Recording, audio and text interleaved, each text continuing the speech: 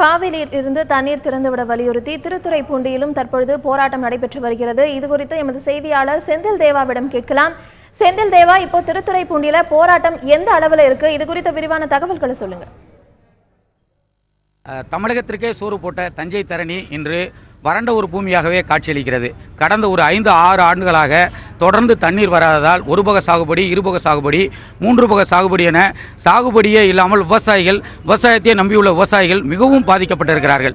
இதன் தொடர்ச்சியாக காவிரியின் குறுக்கே மேகதாது ராசிமணல் பகுதியிலே அணை கட்டக்கூடாது, ஒருபக சாகுபடிக்காக தண்ணீர் திறந்துவிட வேண்டும், அதேபோல விவசாயிகளுக்கு உரிய இழப்பீடு வழங்க வேண்டும், அனைத்து அரசியல் கட்சியும் அழைத்து தமிழக அரசு பேச வேண்டும், மத்திய அரசிற்கு அழுத்தம் கொடுக்க வேண்டும் என பல்வேறு கோரிக்கைகளை வலியுறுத்தி தமிழ்நாடு விவசாயிகள் சங்கம் மற்றும் தமிழ்நாடு விவசாய சங்க ஒருங்கிணைப்பு குழு, திராவிட முன்னேற்ற கழகம், விடுதலை சிறுத்தைகள், தமிழ் மாநில காங்கிரஸ், தேமுதிக உள்ளிட்ட கட்சியின் சார்பிலே இன்றைய தினம் திருவாரூர் மாவட்டம் முழுவதும் போராட்டங்கள் நடைபெறுகிறது.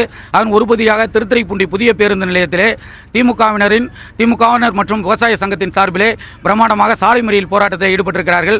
காலையிலிருந்து கடைகள் அடைக்கப்பட்டிருக்கின்றன. இந்த போராட்டம் தொடர்ந்து நடைபெறும் என இங்கே விவசாயிகள் தெரிவித்திருக்கிறார்கள்.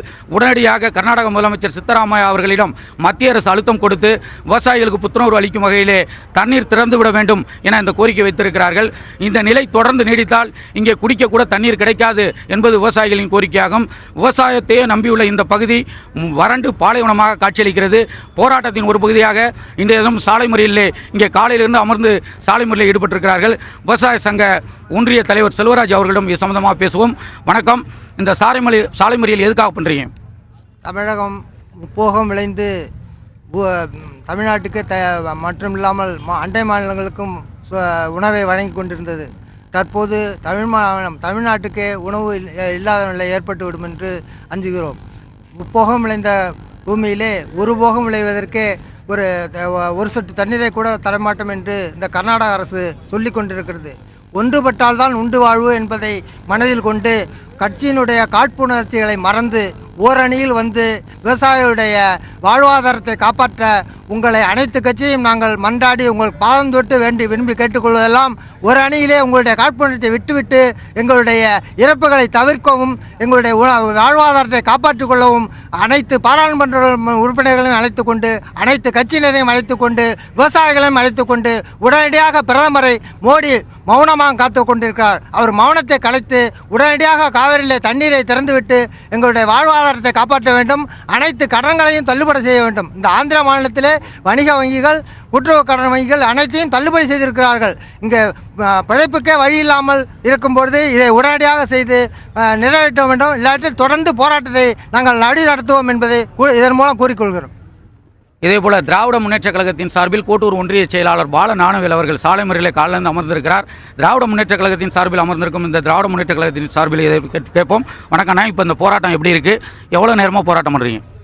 காலையிலிருந்து இந்த சாலை மறியல் போராட்டம், கடையடைப்பு போராட்டத்தை முழுமையாக விவசாய சங்கம், திராவிட முன்னேற்ற கழகம், காங்கிரஸ், விடுதலை சிறுத்தைகள், தேமுதிக, எஸ்டிபிஐ போன்ற பல்வேறு இயக்கங்கள் இங்கே கலந்து கொண்டு இந்த போராட்டத்தை தொடர்ந்து நடத்தி கொண்டிருக்கிறோம்.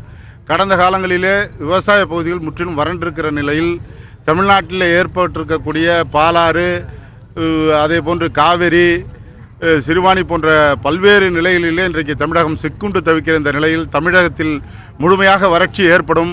குறிப்பாக காவிரி டெல்டாவை பொறுத்தவரை கடந்த 6-7 ஆண்டுகளாகவே மிகப்பெரிய வறட்சிக்கு உள்ளாயிருக்கிறது. இந்த மாவட்டத்தை பொறுத்தவரை காவிரிக்கு மேட்டூர் அணையிலிருந்து குறித்த நேரத்தில் தண்ணீர் திறந்துவிட முடியாத நிலையில் பல்வேறு வழக்குகள் தொடரப்பட்ட நிலையில், பல்வேறு போராட்டங்கள் நடத்தப்பட்ட நிலையிலும் முப்போகம் சாகுபடி பொய்த்து இன்றைக்கு ஒருபோக சாகுபடியை செய்வதற்கு கூட டெல்டா பகுதி விவசாயிகள் பரிதவித்துக் கொண்டிருக்கிறார்கள். எனவே இந்த சூழலில் திராவிட முன்னேற்ற கழகத்தினுடைய தலைவரும் தளபதி ஸ்டாலின் அவர்களும் அனைத்து கட்சிகளுடைய கூட்டத்தை கூட்டச் சொல்லி பல்முறை சட்டமன்றத்திலும் வெளியிலும் பத்திரிகையாளர் சந்திப்பிலும் வலியுறுத்தியும் இந்த தமிழக அரசு இன்று வரை அனைத்து கட்சிகளை கூட்டவில்லை. இந்த நிலையை உடனடியாக அனைத்து கட்சிகளையும் கூட்டி விவசாயிகளுடைய போராட்டத்தை ஆதரிக்கிற வகையில் மத்திய அரசையும் வலியுறுத்தி தமிழக அரசு பொறுப்பேற்க வேண்டும் என்று இந்த நேரத்தில் தெரிவித்துக் கொள்கிறோம். இதேபோல இந்த சாலை மறியல் போராட்டத்தில் விடுதலை சிறுத்தை கட்சியின் சார்பில் கலந்துருக்கிறார்கள். அது சம்பந்தமாக விடுதலை சிறுத்தை கட்சியின் மாவட்ட செயலாளர் வீதா செல்வன் அவர்கள் வந்திருக்கிறார். அவர்கிட்ட கேட்போம். வணக்கம், அந்த போராட்டத்தை பற்றி சொல்லுங்கள்.